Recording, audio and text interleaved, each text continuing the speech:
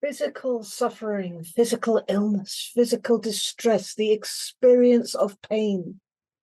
Is it all in your head? Should you be able to heal yourself, or should you reach for the medicine cabinet or for the doctors or for the surgery? What's going on?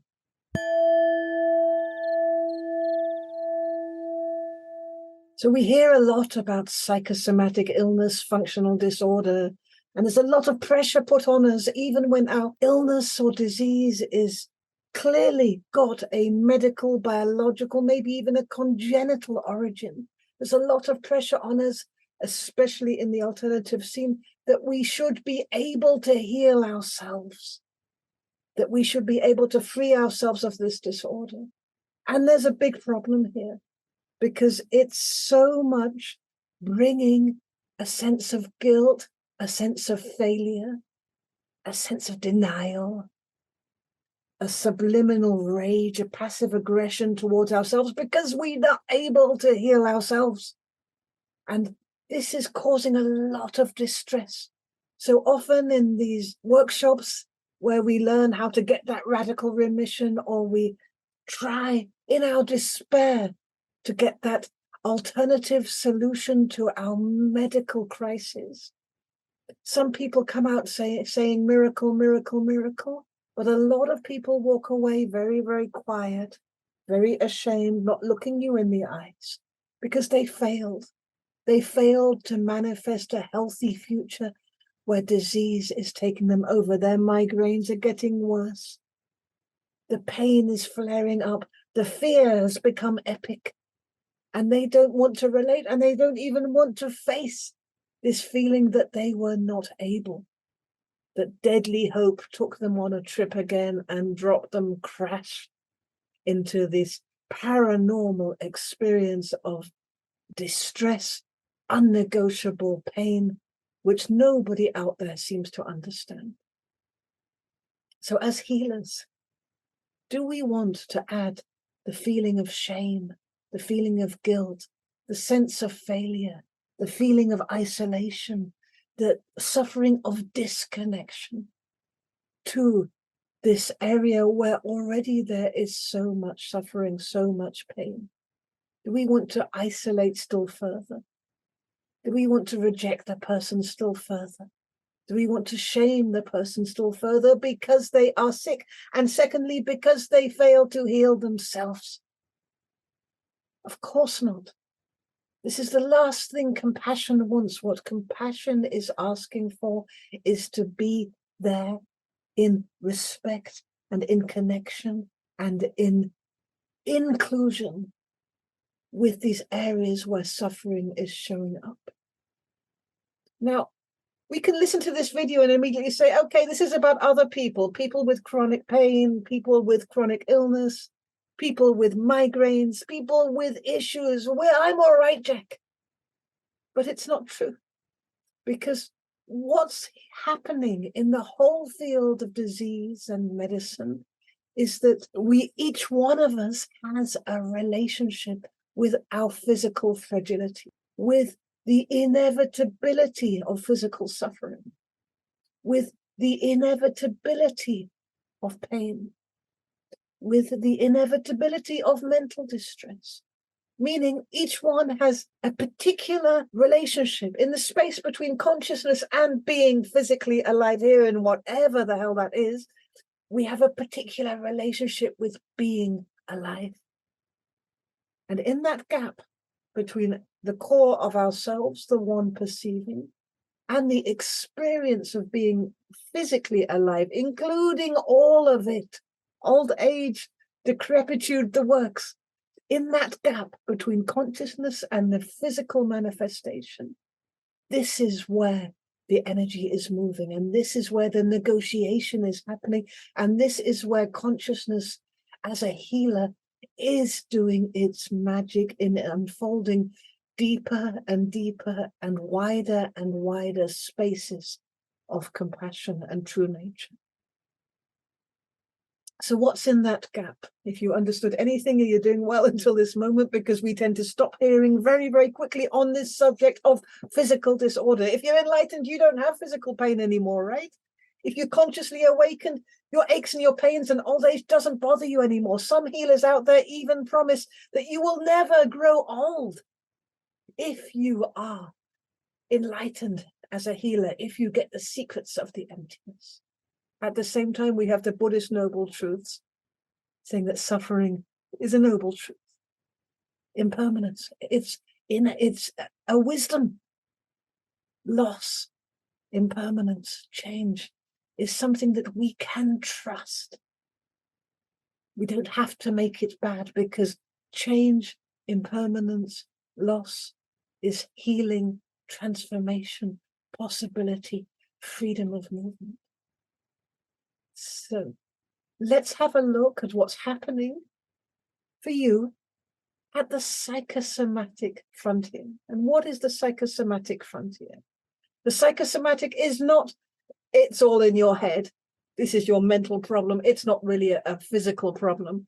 And it's only a physical problem, and the mind has to follow the physical reality, which means we might as well take any kind of drugs from the outside to try and get rid of the symptoms of whatever is going on in the field of distress. No, psychosomatic is saying that it is all one, that there is one field of direct experience. In that moment right now of direct experience, before we leap to this is body, this is feeling, this is mind, in that real existential impression of being here now, there is no division between body, heart, and mind. There is just this field of sensation going from a certain density all the way through to another density. A range, an orchestra of sensation. This is the field. Now, part of this orchestra of sensation, we learn to label as the physical or the medical. And we said, this is only that, and my feelings and my emotions and my thoughts are separate, each one from the other. We made this rupture between the physical dimension, which we decide what is what, and we argue about it in doctor studios. Is it in my head? Is it not in my head? It's real, meaning it's physical. If it's in your head, it's not real. We argue about the legitimacy of this.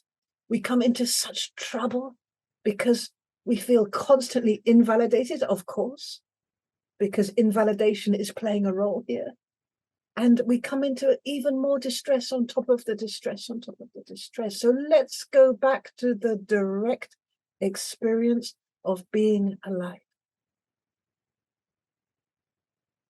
Now, if out of that field of being alive, we just for a moment connect with the space of our physical body, the space around our physical body, and let ourselves be conscious of this physical body of ourself existing within this space.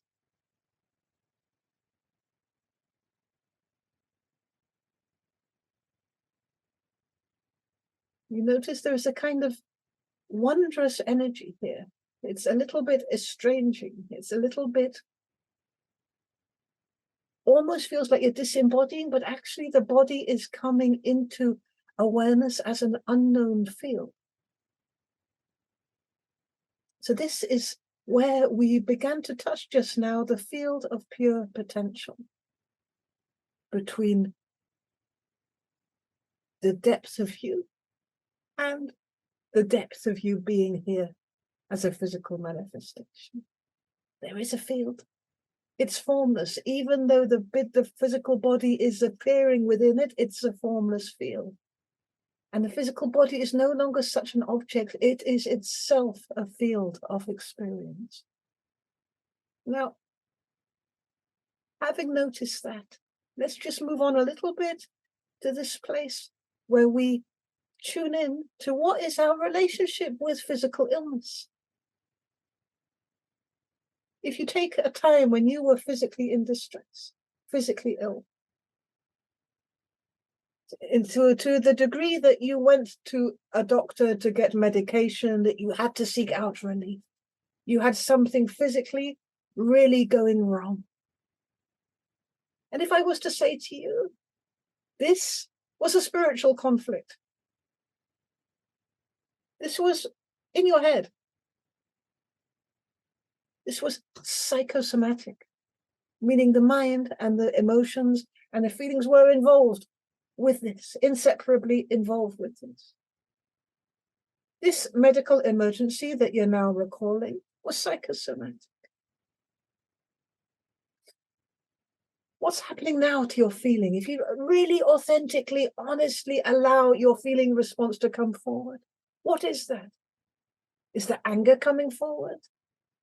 Is the confusion, a kind of authority confusion? Like, oh, like you have to bend something to agree, to be okay? Is there a shame come forward? Do you feel guilty, like, oh, that confirms I'm a failure? What suffering is coming forward in that space between you and the physical experience of disease or distress? Invalidation, maybe? No right to exist?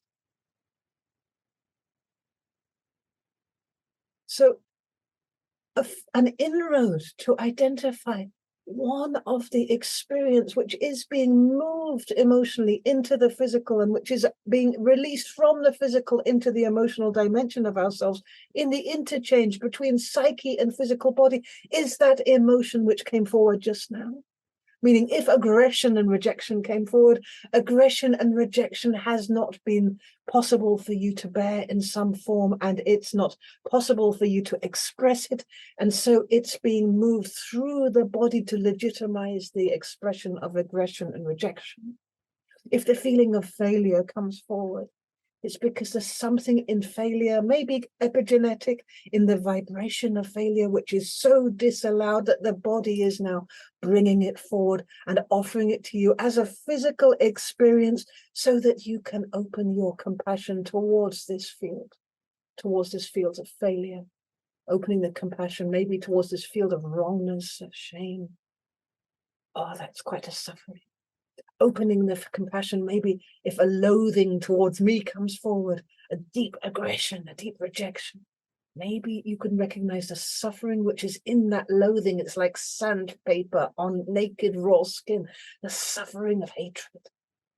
Allow that to appear within the field of your compassion and allow it freedom of movement as if it was the most innocent thing, just a sensation, just an experience, fully allowed to be here as part of the repertoire of experience, which is moving at once between body, heart, and mind in a split second.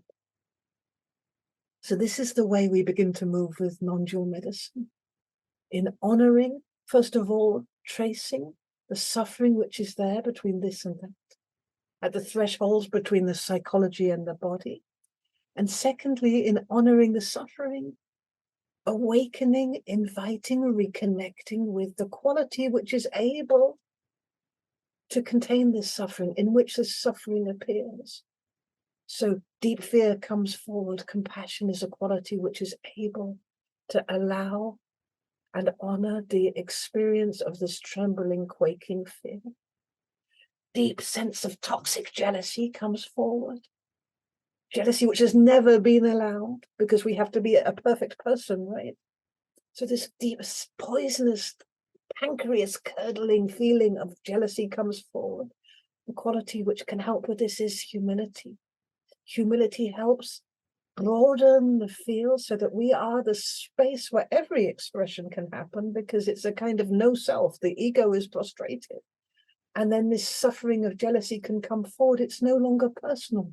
It's just this horrible feeling of invalidation, this suffering of being maybe deeply neglected, punctured in our esteem, bottoming out in the sense of taking form in this world.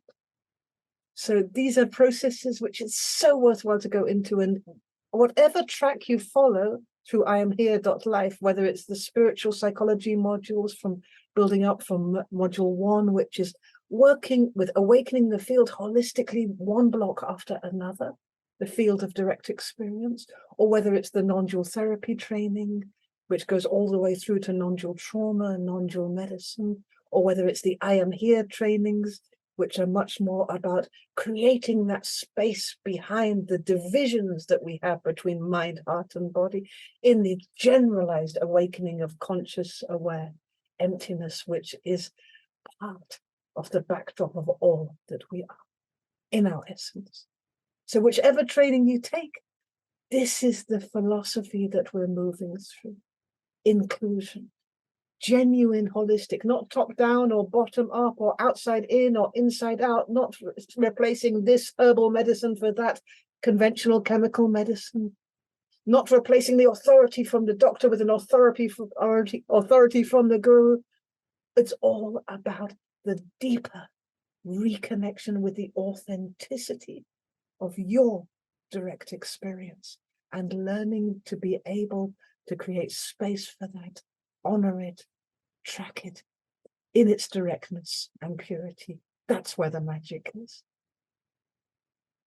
So the living, healthy, mortal, fragile body which is here greets the splendid, miraculous body which is there.